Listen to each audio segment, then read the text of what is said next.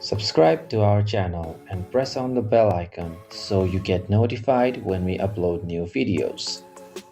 Hi everyone, welcome to another tutorial video. In this one, we are going to learn how to get My AI on Snapchat. My AI is an interactive AI service provided by Snapchat to its users. To do this, open Snapchat app on your phone.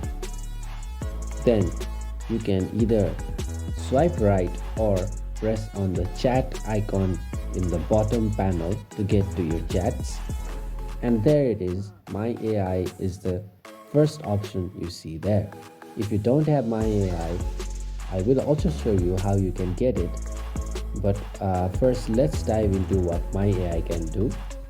So when you press on My AI, there is a text message that is default. You can talk with your AI, or you can customize their Bitmoji, or you can even change the chat settings. In the case that you don't have My AI, what you can do is tap on the profile icon on the top left of the screen. Then press on the settings icon in the top right. Scroll down until you find the section that says support. Under support section, you need to tap on I need help. And there is an option of My AI in the bottom panel. Press on it.